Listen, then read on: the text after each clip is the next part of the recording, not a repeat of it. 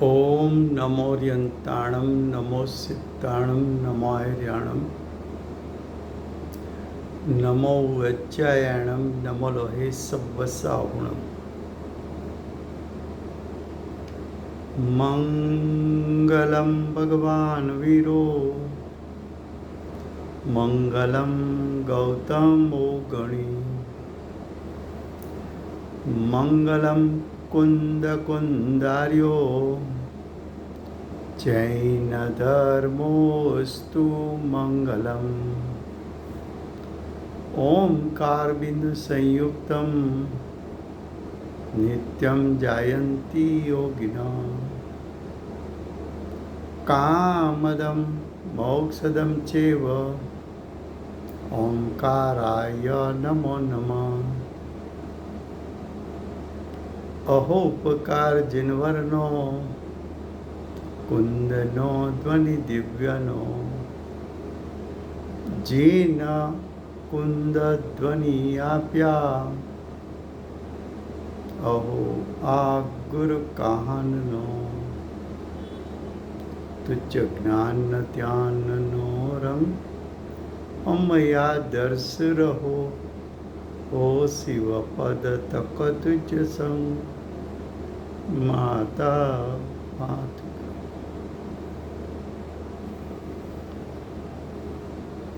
આ પ્રવચન સાર નામનું પરમ અધ્યાત્મ શાસ્ત્ર છે. ભગવત કુંદકુંદાચાર્ય દેવે માંગલિક કરી અને પ્રતિજ્ઞા કરી છે. પ્રતિજ્ઞામાં કહ્યું, વિશુદ્ધ દર્શન જ્ઞાન જેમાં મુખ્ય છે,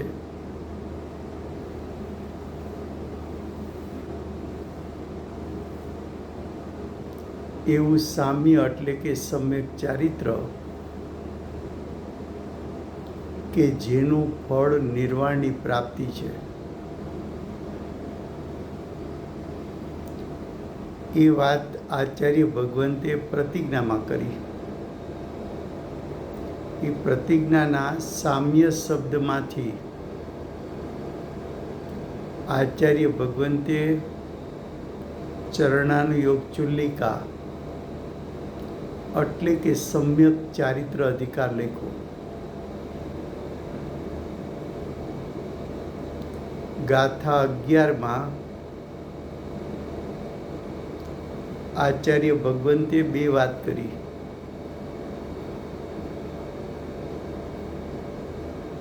કે સદુપયોગી મુનિ મોક્ષને પામે,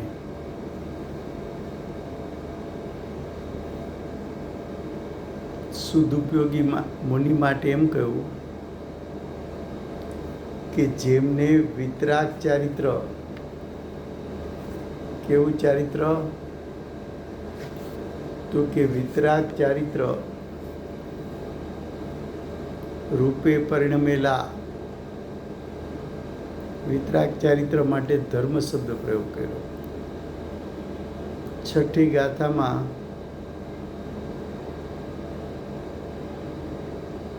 ધર્મ, સામ્ય, વિતરાગ ચારિત્ર,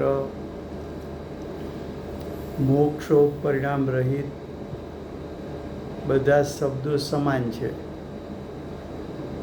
તો 11 ગાથામાં કહ્યું, ધર્મે પરિણમેલો એટલે વિતરાગ ચારિત્ર રૂપે પરિણમેલા સ્વરૂપવાળો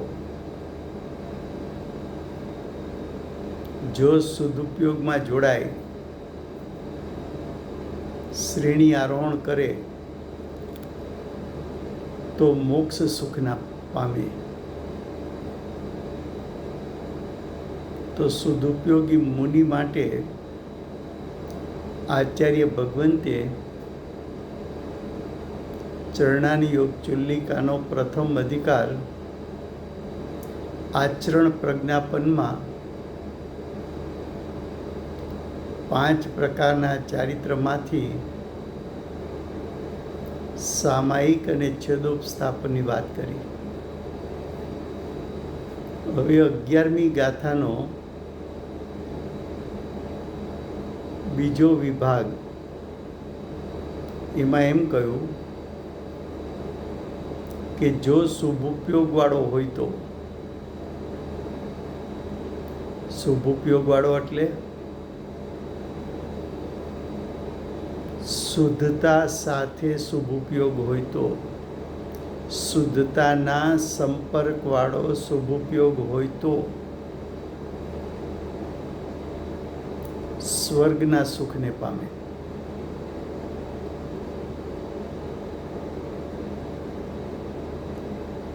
હવે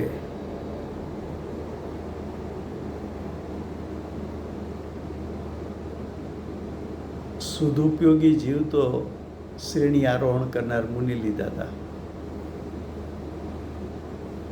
શુદ્ધતા સાથે શુભ ઉપયોગવાળો જીવ એટલે કે મુનિ એ છઠ્ઠે સાતમે ગુણસ્થાનવાળા મુનિની વાત ચાલે છે. એના માટે શુભ ઉપયોગ હોય તો મુનિનો કેવો હોય? છઠ્ઠે સાતમે ગુણસ્થાને ઝૂલતા મુનિ મોક્ષ માર્ગમાં છે,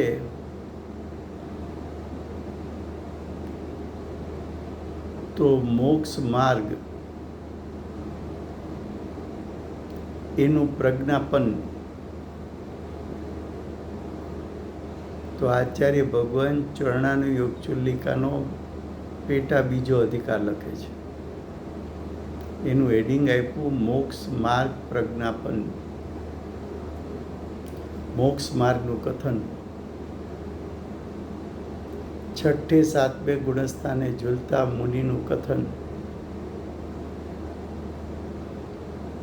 તો ત્યાં મોક્ષ માર્ગ પ્રજ્ઞાપનમાં શુભ ઉપયોગી મુનિ, છઠ્ઠે સાતમે ગુણસ્થાને ઝૂલતા મુનિ, વિતરાગ ચારિત્રના સંપર્કમાં રહેલા શુભ ઉપયોગવાળા મુનિ એનું વર્ણન કરે છે.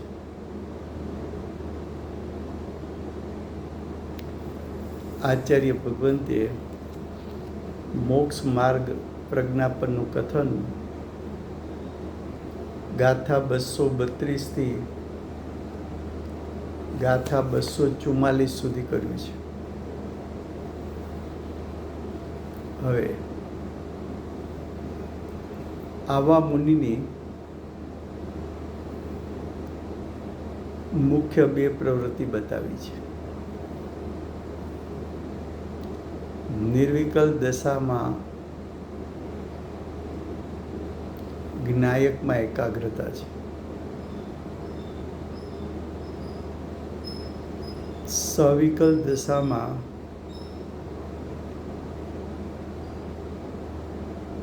મુનિ પ્રથમ તો મૌન રહે છે. નિર્વિકલ દશામાં અનુભવેલો આત્મા અને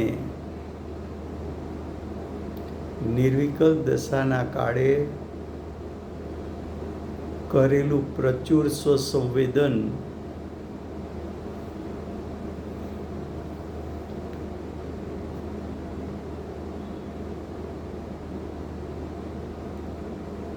નિર્વિકલ દશામાં પ્રચુર સ્વસંવેદન થયું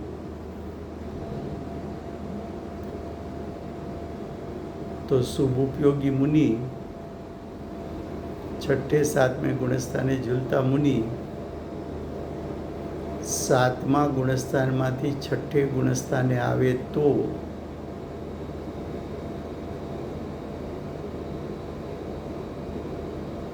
એનો સ્વભાવ કેવો હોય?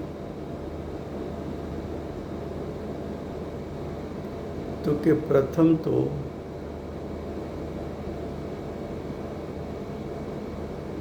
મુનિ એકાંતમાં બેસી નિર્વિકલ દશાના કાળે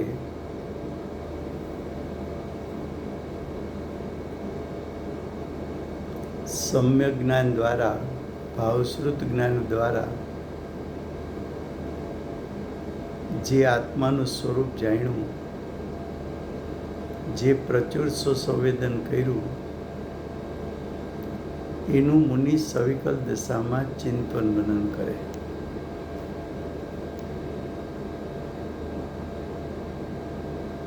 ત્યાંથી જો ઉપયોગ થોડો બહાર જાય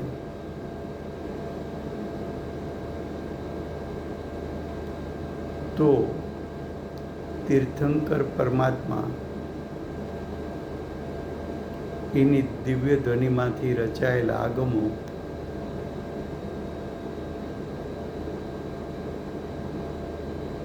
તીર્થંકરની પરંપરામાં થયેલા ગણધર આચાર્ય આદિ એમને રચેલા આગમ એમાં છઠ્ઠે સાતમે ગુણસ્થાને ઝૂલતા મુનિ સવિકલ દશામાં આગમમાં એકાગ્રતા કરે છે.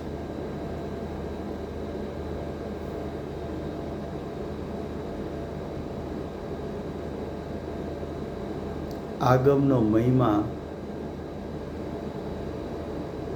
મોક્ષ માર્ગ પ્રજ્ઞાપનમાં આચાર્ય ભગવંતે કર્યો.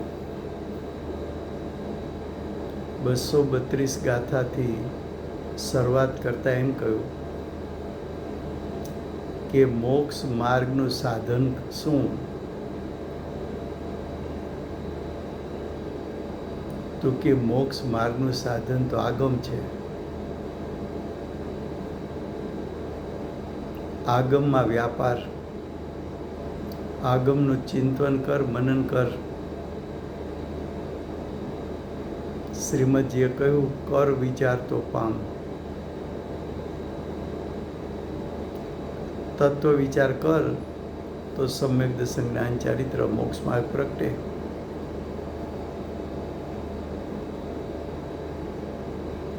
શરીરની ક્રિયાથી મોક્ષ માર્ગ પ્રગટે કે તત્વ ચિંતનથી પ્રગટે? શુભભાવ કરવાથી મોક્ષ માર્ગ પ્રગટે કે તત્વ ચિંતન કરવાથી પ્રગટે? બાહ્યમાં શરીરની ક્રિયા કરવાથી મોક્ષ માર્ગ પ્રગટે કે તત્વ ચિંતન કરવાથી મોક્ષ માર્ગ પ્રગટે? 10 પ્રકારના પરિગ્રહના ત્યાગથી મોક્ષ માર્ગ પ્રગટે કે તત્વ ચિંતન કરવાથી મોક્ષ માર્ગ પ્રગટે? દાન આદિ કરવાથી મોક્ષ માર્ગ પ્રગટે કે તત્વ ચિંતનથી મોક્ષ માર્ગ પ્રગટે?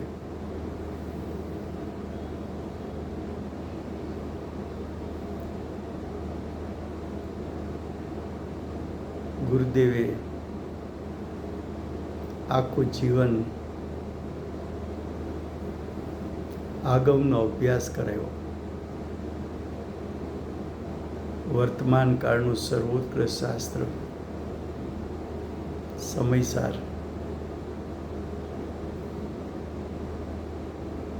એનું અવલંબન લેતા ગુરુદેવને મોક્ષ માર્ગ પ્રગટ્યો.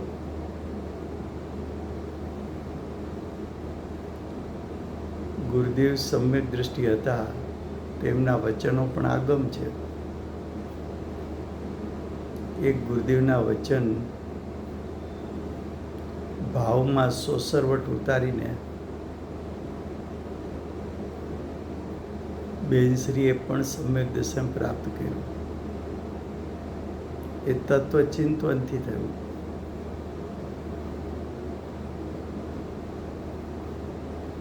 શ્રીમદજીએ એક પદની રચના ઉપર હેડિંગ આપ્યું, અમૂલ્ય તત્વ વિચાર.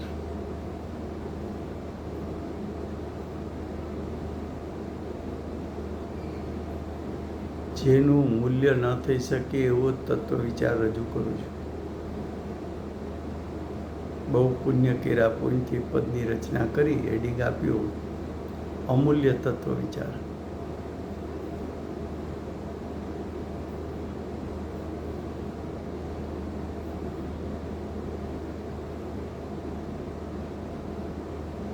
આ તત્વ વિચાર અનાદિથી આજ દિવસ સુધી અજ્ઞાનીએ કર્યો નથી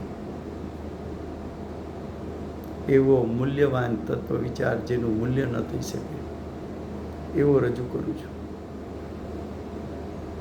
એમ અહીંયા આચાર્ય ભગવંતે કહ્યું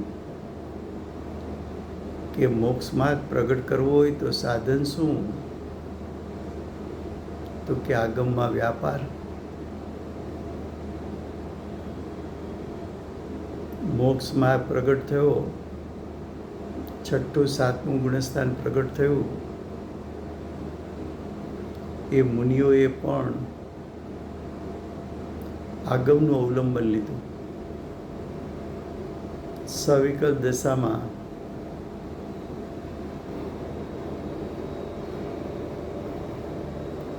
મુનિઓ પોતાના ઉપયોગને આગમમાં એકાગ્ર કરે છે. 233 ગાથામાં એમ કહ્યું, આગમહીનને, આગમહીન કોને કહેવાય? તો કે જે જીવ આગમનો અભ્યાસ કરતો નથી એવા જીવને મોક્ષાક્ષ્ય એટલે કે મોક્ષને યોગ્ય કર્મક્ષય થતો નથી. શરીરની ક્રિયાથી કર્મક્ષય થાય કે આગમના અભ્યાસથી થાય?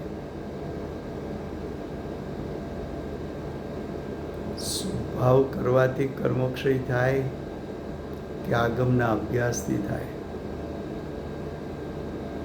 દાન કરવાથી કર્મક્ષય થાય કે આગમના અભ્યાસથી કર્મક્ષય થાય? તો 233માં કહ્યું, આગમહીનને, આગમના અભ્યાસ વગરનાને મોક્ષને યોગ્ય કર્મક્ષય થતો નથી.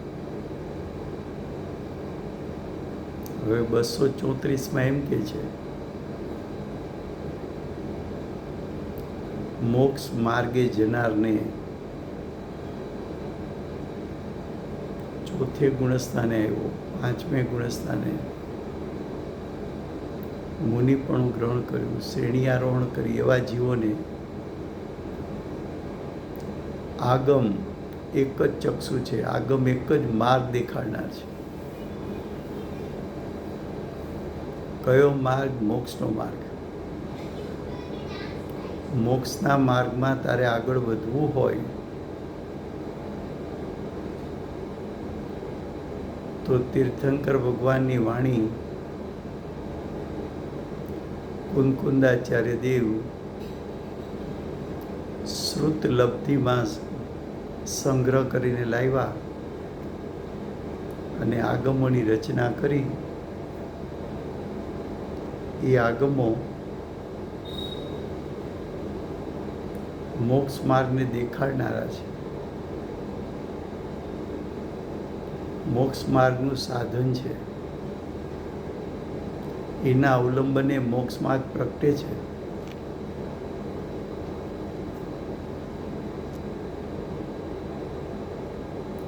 તો મોક્ષ માર્ગમાં જે જીવો ઊભા છે એને સુખતા સાથે સુખભાવ કેવો હોય? તો કે એમને સુખતા સાથે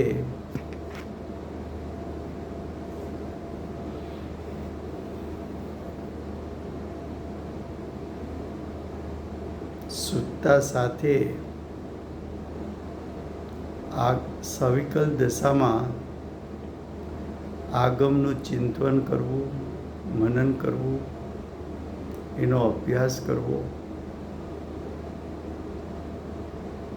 235માં એમ કહ્યું, આગમ ચક્ષુ વડે બધુંય દેખાય છે જ. આગમ તને આખો મોક્ષ માર્ગ અને એનું ફળ મોક્ષ દર્શાવશે.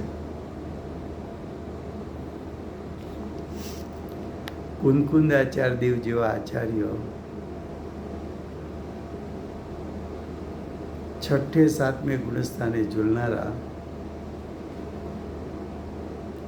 વૃદ્ધિઓની પ્રગટતા કરનારા મહાવીર ભગવાનની પરંપરાના ઉપદેશને ગ્રહણ કરનારા મહાવિદ્ય ક્ષેત્રમાં સાક્ષાત તીર્થંકર એની વાણી સાંભળનારા મહાસમર્થ આચાર્ય પણ 84 પાહુની રચના કરી, જેમાં 5 આગમ વર્તમાનમાં વિદ્યમાન છે. તો 84 પાહુની રચના કરવી એ સવિકલ દશામાં રચના થઈ. તો શુદ્ધતા સાથે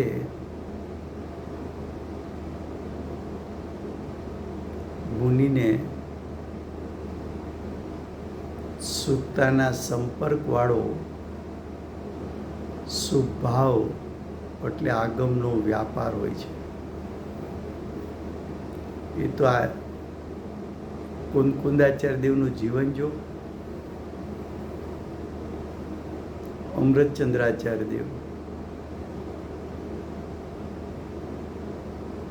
કુનકુંદાચાર્ય દેવના 3 શાસ્ત્રોની ટીકા રચી. ન ભૂતો ન ભવિષ્યત, એ આગમ રચના, એ પણ આગમનો વ્યાપાર છે. પુરુષાસિદ્ધિ ઉપાય તત્વાર સાર સ્વતંત્ર શાસ્ત્ર રચના કરી અમૃતચંદ્રાચાર્ય દેવે, એ આગમ વ્યાપાર છે. શુદ્ધતાના સંપર્કવાળો શુભોપયોગી મુનિનો શુભભાવ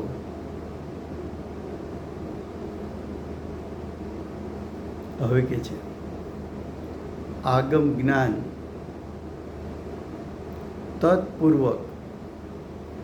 તત્પૂર્વક એટલે આગમમાં કહ્યું છે તે પ્રમાણે તત્વાર શ્રદ્ધાન,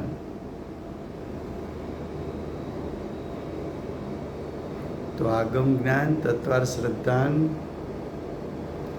તદુભય પૂર્વક એટલે શ્રદ્ધાન જ્ઞાન પૂર્વક સંયત તત્વ એટલે સમ્યક ચારિત્ર વિતરાગ ચારિત્ર એનું યુગપતપણું 236 ગાથામાં શું કહ્યું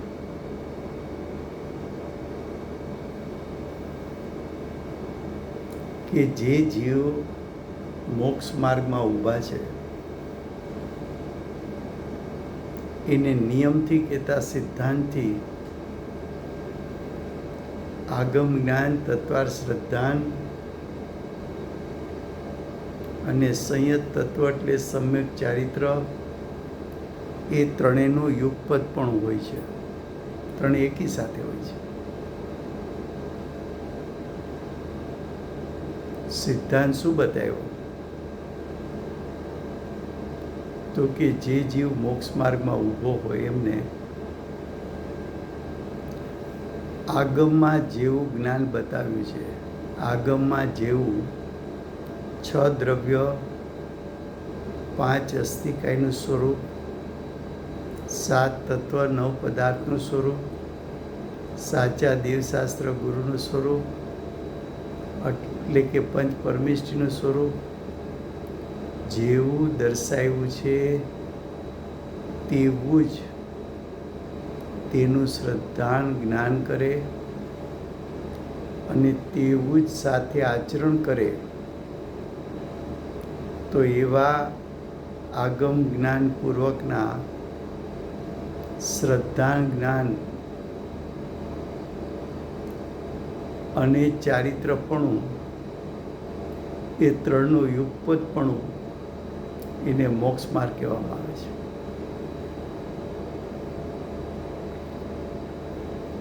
આગમ જ્ઞાનથી વિરુદ્ધ શ્રદ્ધાન હોય તો મિથ્યા દ્રષ્ટિ, આગમમાં કહ્યું છે એવું તત્વ સંબંધી જ્ઞાન નથી તો અજ્ઞાન થઈ ગયું. મિથ્યાત્વ અને અજ્ઞાન સાથે ચારિત્ર હોય તો એ તો વિપરીત ચારિત્ર હોય.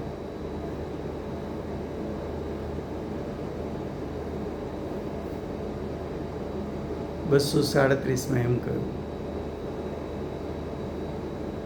કોઈ અજ્ઞાની જીવ હોય 11 અંગ 9 પૂર્વ આત્માના અનુભવ વગર જાણે એવો બહારનો ક્ષયોપસમ હોય તો એને એમ થાય કે મેં આગમનું જ્ઞાન કર્યું છે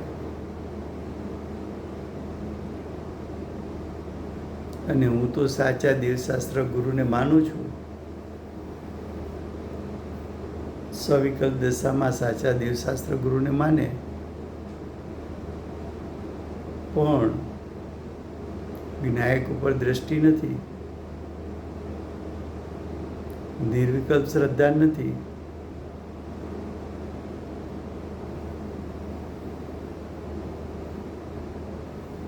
આગમનું જ્ઞાન ક્ષયોપસમ જ્ઞાન, ખરેખર તો એ અજ્ઞાન છે.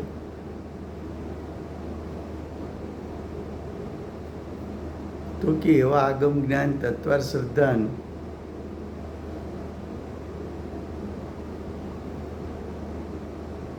અને શરીરથી ચારિત્ર પણ માનવું, શરીરની ક્રિયાથી શુભ ભાવને ચારિત્ર માનવું, દાન આદિને ચારિત્ર માનવું, તો ત્યાં આગમપૂર્વકનું યથાર્થ જ્ઞાન નથી, શ્રદ્ધા નથી, આચરણ નથી. એમાં મોક્ષ માર્ગ પણ ઘટતું નથી.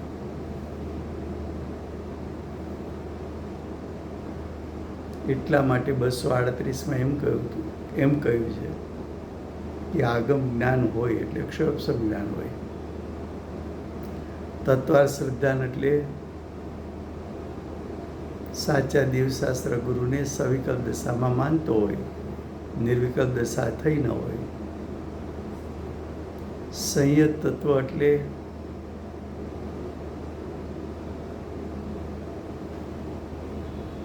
ભાવલિંગ વગરનું દ્રવ્યલિંગ હોય.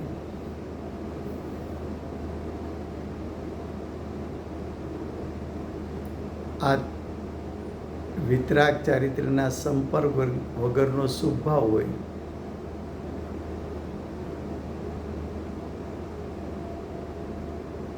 તો કે ત્યાં ક્ષયોપસમ જ્ઞાન છે માત્ર,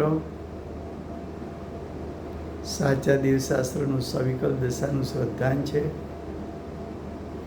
ને 5 મહાવ્રત આદિના શુભ ભાવ છે, પણ શુદ્ધતા પ્રગટ થઈ નથી.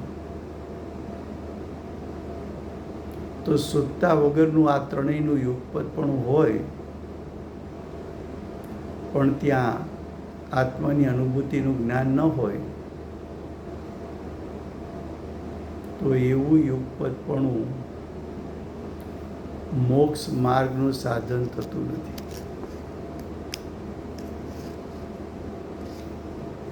11મી ગાથા બરોબર યાદ રાખવી. ત્યાં હેડિંગ એમ છે કે વિતરાગ ચારિત્રના સંપર્ક વાળો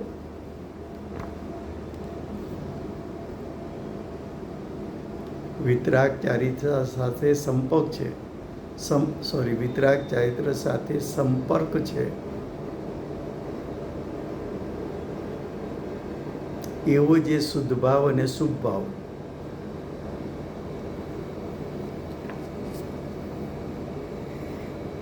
એમાં શુદ્ધતાનું ફળ મોક્ષ, શુભ ભાવનું ફળ સ્વર્ગ.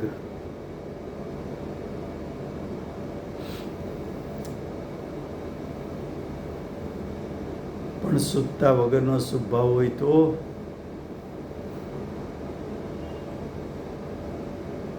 કે એનું ફળ તો સંસાર છે, ઘોર સંસાર છે.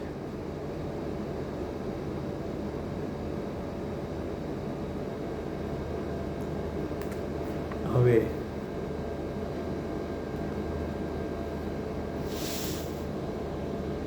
આચાર્ય ભગવંતે 239 ગાથામાં એમ કીધું કે આત્મજ્ઞાન શૂન્ય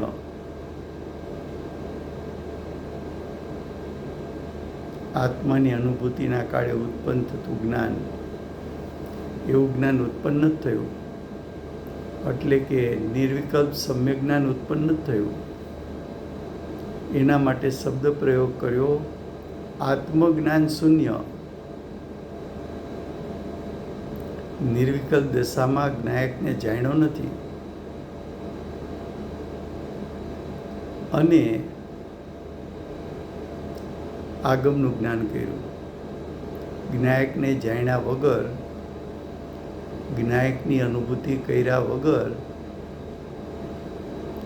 નિર્વિકલ્પ જ્ઞાન પ્રગટ કર્યા વગર જેમ આપણે આગમોનો અભ્યાસ કરીએ છીએ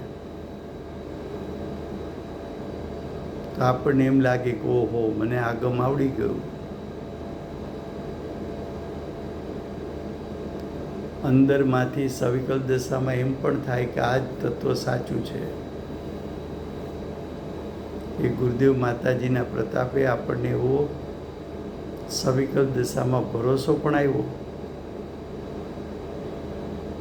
અને યથાશક્તિ બાહ્યમાં ત્યાગ પણ કર્યો. યથાશક્તિ વ્રત તપ પણ લીધા. તો આપણને તો એમ થાય કે અમારું જીવન તો બહુ સરસ છે, આગમનો અભ્યાસ કરીએ છીએ, સાચા દેવગુરુ શાસ્ત્રને માનીએ છીએ, યથાશક્તિ ત્યાગ કરીએ છીએ, તો અમને આગમના જ્ઞાનનું, તત્વાર શ્રદ્ધાનું અને ચારિત્રનું યુગપતપણું છે. તો આચાર્ય ભગવંત અહીંયા ના પાડે છે કે તું આત્મજ્ઞાન શૂન્ય છો.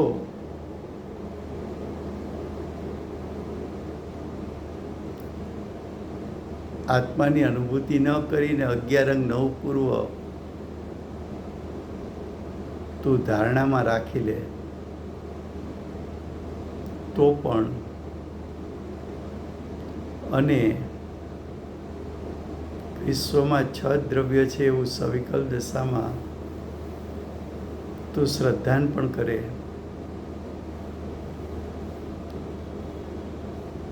અને શુભભાવરૂપનું ચારિત્ર પણ પાડે, પણ એ બધું આત્મજ્ઞાન વગર છે. માટે અકિંચિત કરશે.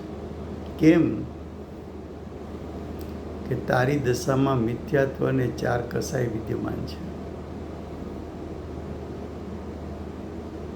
તો મિથ્યાત્વ અને 4 કસાય વિદ્યમાન છે એ તો અનંત સંસારનું કારણ છે.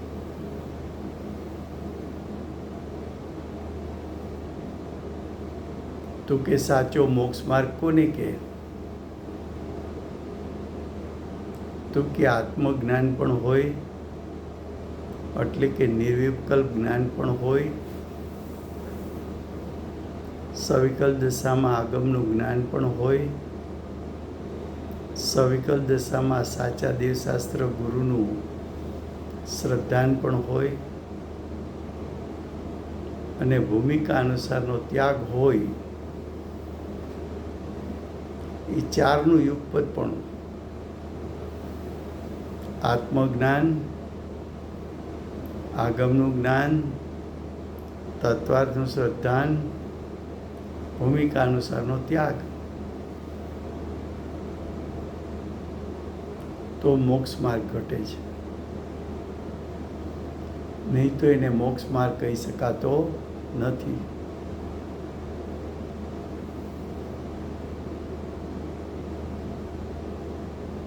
બસો 41 ગાથામાં આચાર્ય ભગવંત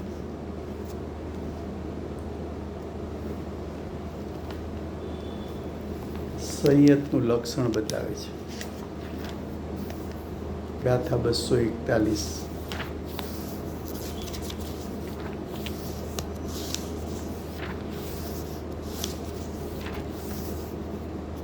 પેજ નંબર 447.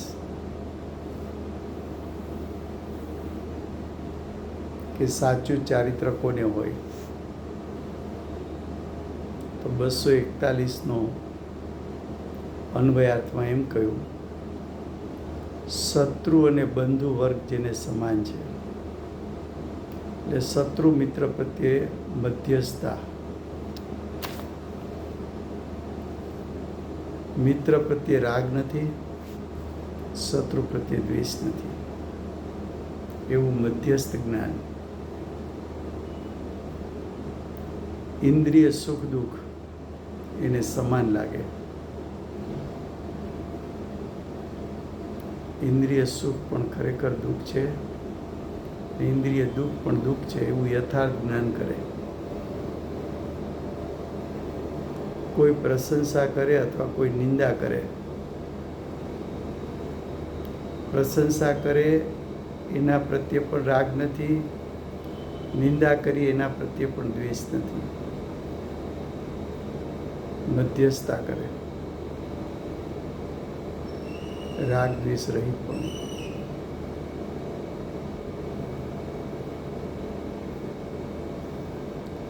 માટીનું ઢેપું હોય કે સોનું હોય, બંનેને એક સરખા પૂતગલ માને. બંનેમાં માટીની કિંમત ઓછી છે અને સોનાની કિંમત વધુ છે, તો સોના પ્રત્યે મહિમા કરે અને માટીને ઇગ્નોર કરે, તો કે ના, ચારિત્રવાન પુરુષોને સમ્યક જ્ઞાન પ્રગટ થયું છે. સમ્યક જ્ઞાન એને કહેવાય, સ્વને સ્વપણે જાણે, પરને પરપણે જાણે. પરને જાણીને એમાં રાગ દ્વેષ ન કરે.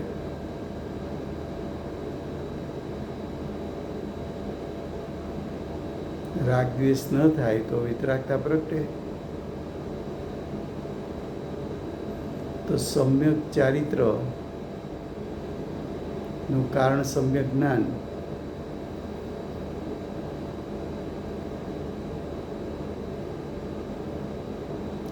કોઈનું જીવન કે કોઈ મરણ તે સમયે સમતા ભાવ રાખે. આ ચારિત્રવાનના લક્ષણ છે.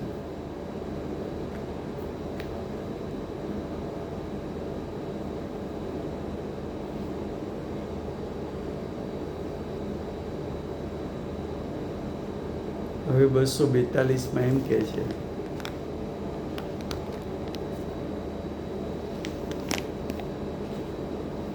કે સમ્યક ચારિત્રપણું યથાર્થ મોક્ષ માર્ગ છે.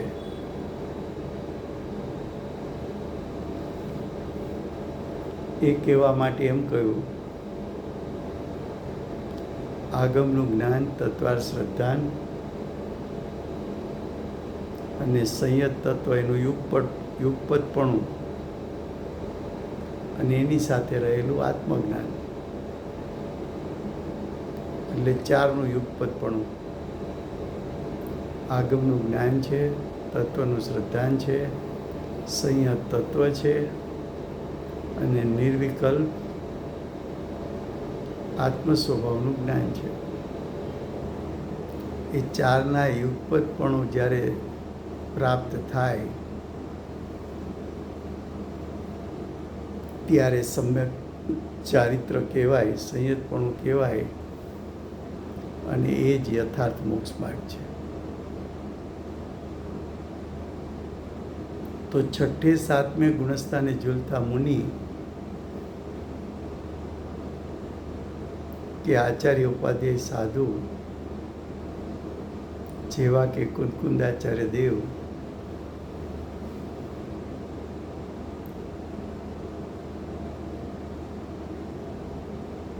આગમનું જ્ઞાન છે,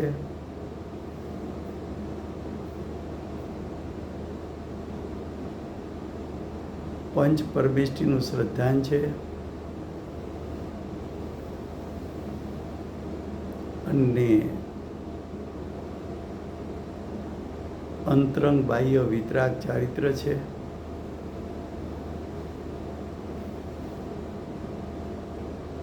અને આત્મજ્ઞાન છે.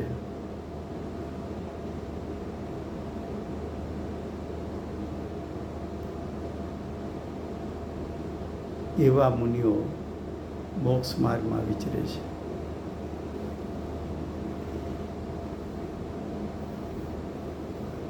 મુનિઓની એકાગ્રતા જ્ઞાયક સ્વભાવ પ્રત્યે છે અને સવિકલ દશામાં આવે તો આગમ પ્રત્યે એકાગ્રતા છે.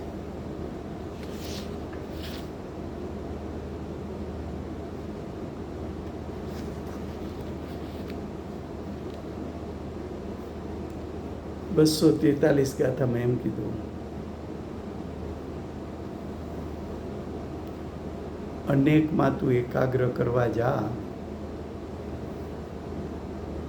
તો મોક્ષ માર્ગ નથી, મોક્ષ માર્ગ સિદ્ધ થતો નથી.